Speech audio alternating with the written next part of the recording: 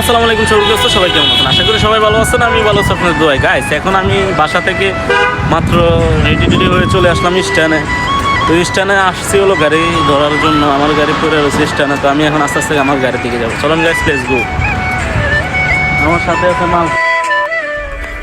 তো গাইস, আমি বাসা থেকে আসছি কিন্তু ঠিকই, কিন্তু পুরোপুরি প্রিপারেশন নিই নেই, কারণ আমি লংয়ে যাবো এটা কোনো আমি ভাবতে পারি না। এখন আমি আসছি হলো স্ট্যান্ডে আমার গাড়ি ধরার জন্য। তো আস্তে আস্তে চলে আসলাম আমার গাড়ির দ্বারে। তো মালিকে আবার ফোন দিয়ে বলতেছে চালু করে গাড়ি নিয়ে যাওয়ার জন্য। তো এখানে এসে দেখি আবার গাড়ি যে মাইনকে চিপের মধ্যে আটকে রয়েছে, বাইর করা খুবই ইম্পসিবল। তো এই যে আমার গাড়িটা, তো এসে দেখি যে আবার আমার গাড়ির গ্লাসের মধ্যে পটি করে দিছে পাখি।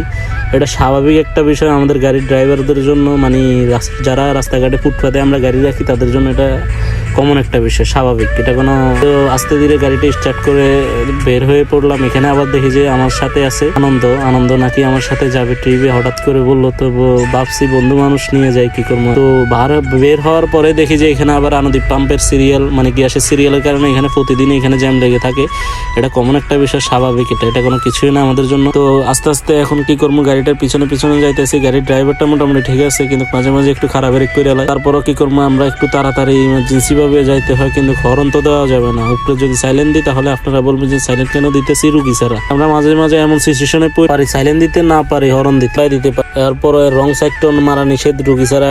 কারণ এটা ঠিক, আমি মনে করি আইনটা করছে ভালো করছে। কারণ আমাদের মধ্যে কিছু ড্রাইভার তো আর এটা বুঝে না। ধরেন আছে না কিছু মাথা ভাঙ্গা লোক আছে না, তো এরকম সব ডিপার্টমেন্টে আছে।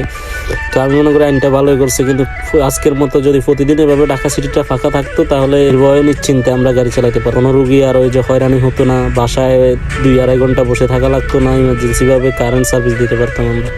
তো আমি প্রায় যে স্ট্যান্ড থেকে রওনা দিছি এখন মাত্র ধরেন কত 25 মিনিট আছে। 25 মিনিটে আমি এখন খিলগাঁও ফ্লাইওভারে চলে আসছি। তো আমি গাড়ি মোটামুটি টানতেছি, কারণ আমার ফাটি প্রায় ফোন দিয়েছে 2-3বার করে। এখন কি করবো, মিথ্যা কথা তো আর বলা যাবে না। তো তারাই বলছি আমি খিলগাঁও ফ্লাইওভারে। তো দেখতে আমি চলে আসলাম। যে এটা হলো যে আপনার গাইস, ভিডিওটা দেখতে থাকুন, অবশ্যই ভালো লাগবে। আমি এখন বর্তমানে আছি খিলগাঁও ফ্লাইওভার থেকে আমার সর্বোচ্চ লাগবে 10 মিনিট। তো গাইস, অবশেষে আমি চলে আসলাম বৌদ্ধ মন্দিরের এখানে। তো আমার এখান থেকে সর্বোচ্চ 3 মিনিট লাগবে, তেমন একটা বেশি দূরে না। তো ভিডিওটা দেখতে থাকুন, অবশ্যই ভালো লাগবে। তো আর কিছুক্ষণ গেলে মুগদা মেডিকেল। তো মুগদা মেডিকেলের সামনে আসার পরে এখানে রাস্তার কন্ডিশন দেখে আমার মনে হয় না এখানে কোনো গাড়ি চলে। এখানে বর্তমানে রাস্তার যে সিচুয়েশন বা রাস্তার যে কন্ডিশন, এখানে মনে হয় বড় বড় ডাইনোসররা এখান দিয়ে হাঁটা চলা করে, এরকম মনে হয়। একটা মেডিকেলের সামনে যদি এরকম ভাঙ্গা থাকে, ভাঙ্গা রুগী বা একটা সিজার রুগী নিয়ে যদি যাই আমরা, তখন কি একটা মানে ফেরা নেওয়া লাগে একমাত্র আমরা সেটা রুগীর জন্য। এইসব ছোটখাটো ভাঙ্গা অনেক রিস্কি হয়ে যায়, সেটার ড্রাইভার আমরাই অবশেষ পরে শব্দ সে ড্রাইভারের উপরে পড়ে নিয়ে আসছে আমার বন্ধু Ashiq.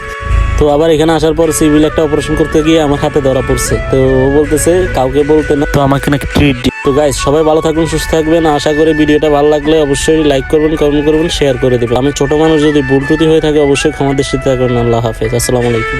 Subscribe to my channel.